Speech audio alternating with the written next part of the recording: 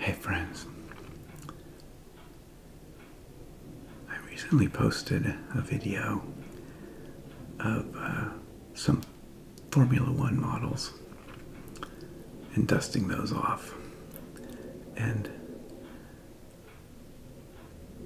I thought I'd post a similar video, except this time, instead of Formula One models, let's be a part of my collection of custom cars, and specifically a car that I've always been a fan of, the 49, 50, and 51 Mercuries.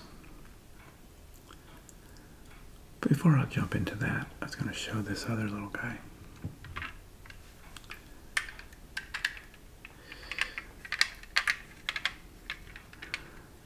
This is a Porsche Cayman.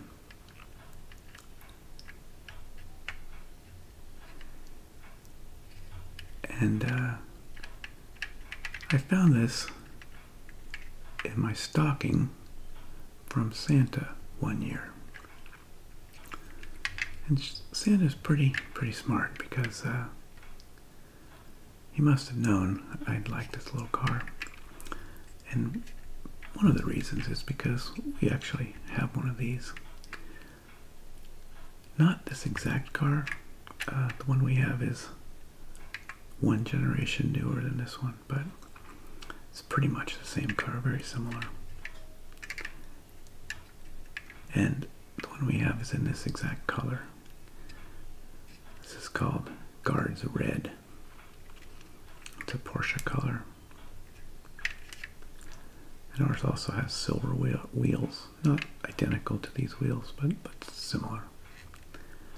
So that's a fun little toy. And this little guy might become a little Easter egg in some of my videos, or somehow visible off in the corner or something. We'll see how that plays out.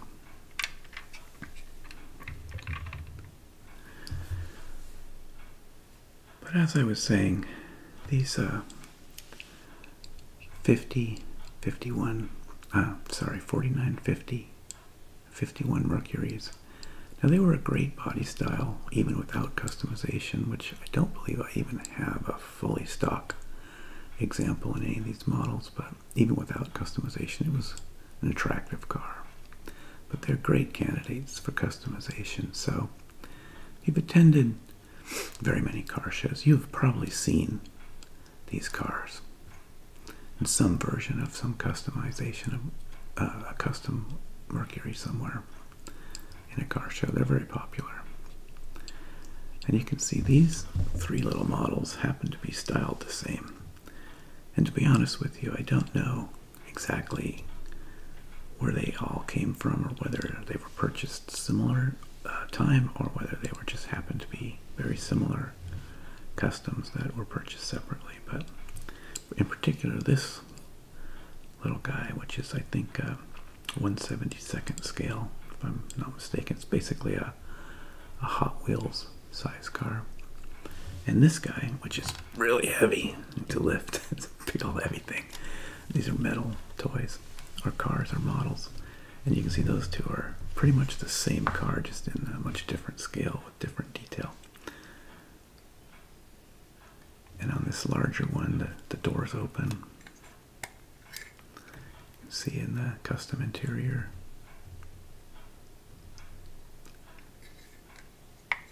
And the hood opens.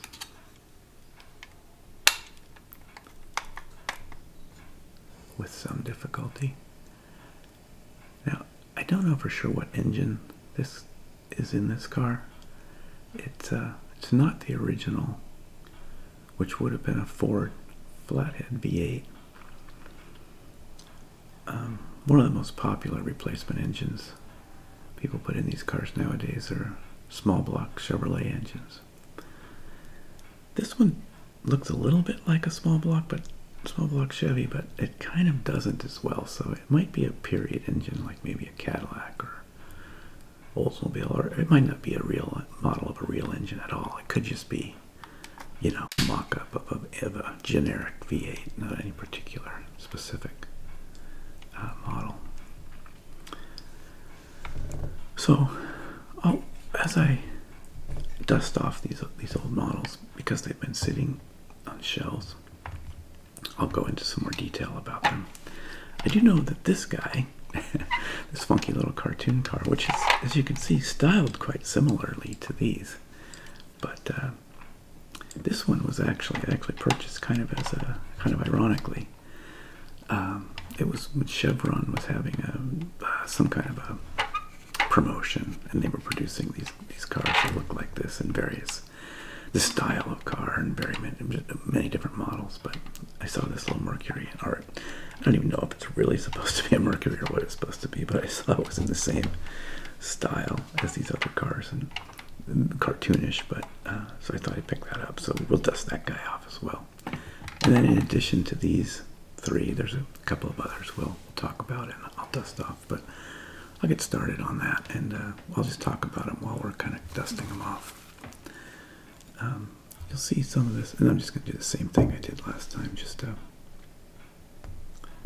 to set that down quietly. Just going to use a little hot water, warm water, and a soft cloth to dust these off. So, not too much water, but so you'll see that these models have many of the classic. This one appears to be, it says it's a 49, but I guess I'll take their word for it.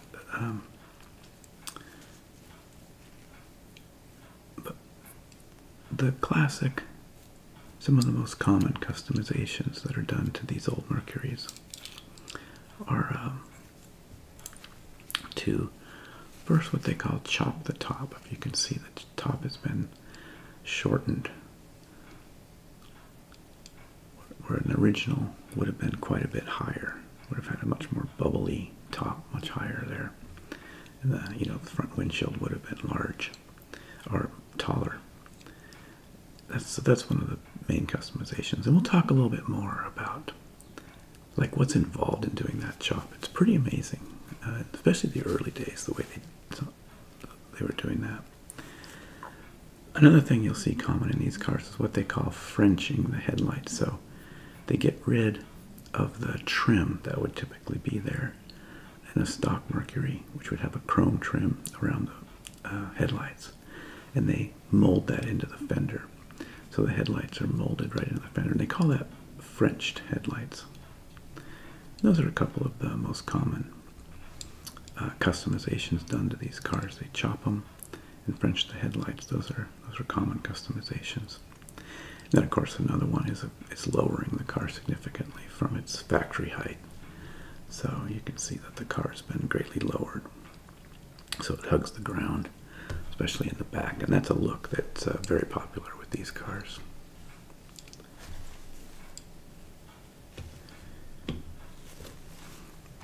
Like I said, I'm not really convinced this thing was ever supposed to be a Mercury at all, but it had a similar color scheme, and I thought it was kind of cute, so I grabbed it.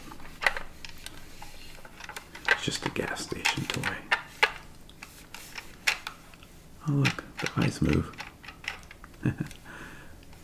Cute.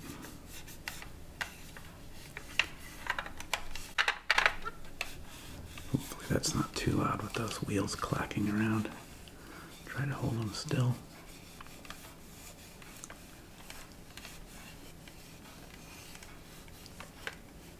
Just getting a little layer of the dust off.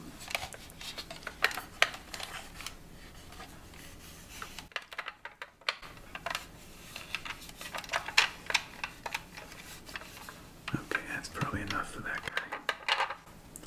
Put him away. And then this is the big heavy one. I might move these others out of the way a little bit. Give me some room to work on this guy. So you can see it's a similar color scheme to the smallest one, if not identical. You can see those Frenched headlights a little bit clearer on this car. And this car, the other one has the same thing, but it's easier to point out on this larger model. So I'll show you one other of the common customizations on these cars. Well, there's a few going on with this car too, but there's still a lot of uniqueness with the folks that customize these cars. You'll see a lot of them are similar in some of the same basic customizations, but then everybody gets personal and does their own thing. But one thing that was it's a very trademark thing with these cars is these Cadillac hubcaps. So these were really popular on these Mercurys as a customization to take out the stock hubcaps and replace them with these Cadillac. I believe these are like a 59 Cadillac, something like that. If I got that wrong, you could comment, send me a comment to straighten me out, but I think that's right. And those are still very popular hubcaps to use for a lot of custom cars, but they're really popular on these Mercurys. And a lot of times you'll see them with the wide white walls like that. And there's a lot of modern companies making modern tires that have that vintage look with the, I shouldn't say there's a lot of tires, but there are tires available with the modern tire, but with that vintage look. So the ride is better because they're modern tire, but they still look like the vintage tire. And you can see how much these cars get lowered. This car has a unique kind of this rear piece, this rear customization around what would have been just a fender flare. They wouldn't have had this little scoop like thing and these little grills. Wouldn't have had that. That's an add-on. Either the designer of the toy, or maybe this was modeled after a real custom. I don't know. But that's a unique thing that's not super common. You don't see that exact design on a lot of Mercurys. A lot of times you'll just see the regular stock fender flares, often smoothed over.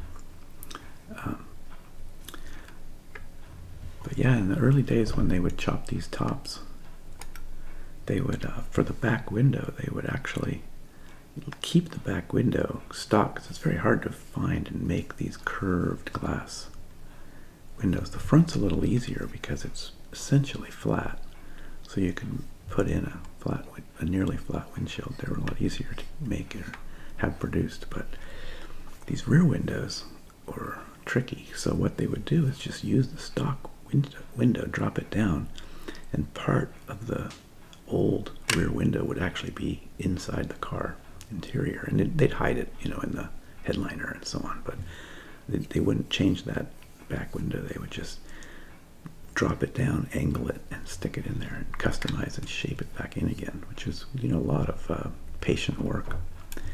And in the old days, they called these lead sleds because the most common technique for doing smoothing and filling was lead at the time. The guys worked with lead sticks and a gas torch and let it in these cars. Maybe that's why this one weighs so much. You can see some of the detail on this guy. I don't know what brand this is for sure. It says it's made in China. I don't know if I'll be able to read that. It looks like maybe Mattel, so this might be a Hot Wheels car. The front wheels do turn. And I will say it's a pretty good representation of the suspension of these Mercs. They had this square frame, and the rear suspension is leaf spring, live axle leaf spring, and the front suspension for its day, for this era, was pretty modern. It had A-arms, and the steering wasn't super modern, but the front suspension was pretty modern. I mean, the shocks I think were lever shocks originally, and they typically would get replaced by more modern shocks, but the actual A-arms, gave it a good ride, especially for its day, even with the stock stock suspension. You know, obviously, a lot of these customs would have, you know, modifications to things like brakes and suspension too, but some of them don't, because the car rode so nice even with the old stock suspension, and many times we don't change that. We pretty much leave it alone. Although you might enjoy power steering. That's one reason why these stock cars had a really big steering wheel, if you can see in there. If you know the old saying, it's said these cars had Armstrong steering. And it's really not bad once you're moving. It's really just, you know, stop and parking. I had one of these Mercs. I had a 50 Merc, and it didn't have power steering, and it was quite drivable. Parking, you know, it's a little bit of a challenge, but it's no big deal really. So I have a couple of other models I'll show in this set. And again, this isn't all of the Mercurys I have. I just grabbed a few off a couple of the shelves around the house. Now this example is, I would say, a little more old school.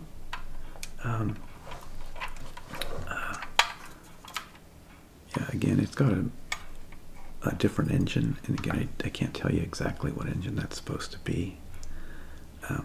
Might be a Cadillac, might be just, like I say, a generic V8 model engine without any specific brand. But I believe this grill they're showing here, I think that's like a Chevrolet grill, maybe modified to fit that space. And again, it has the French headlights. And this has a louvered hood, so that's also a customization some people like. So they would louver, put those little louvers into the hood. I don't think this one, the door's open, now they're sealed. This one, as I was saying, the difference between this and the other car, this is a little bit more like the way it looked stock, where it had these rear skirts like that.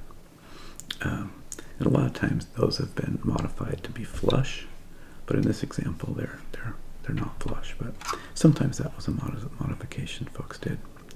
But this one has a little bit less chop if you compare the two cars.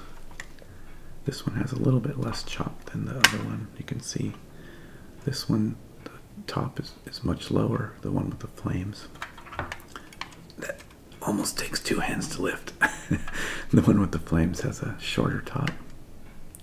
And this one's, you know, it almost looks not chopped, but it actually is a little chopped, I believe. I don't think that's all the way as tall as they actually were factory. So it just shows a slightly different amount of chop on this one. It's still lowered like the other one. And this one, I think, this one also is listed as a 49. The detail in the front isn't as good on the underside. The rear is pretty close, but the front is much less detailed. Do these wheels turn? No, they don't turn. I'll clean this guy up. I didn't get to do that yet.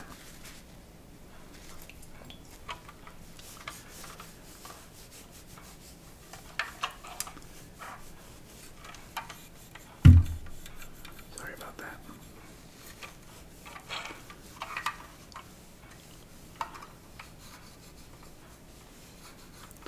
Just get a little layer of the dirt off or dust off. Till next time when it collects more dust, I'll pull it off the shelf again.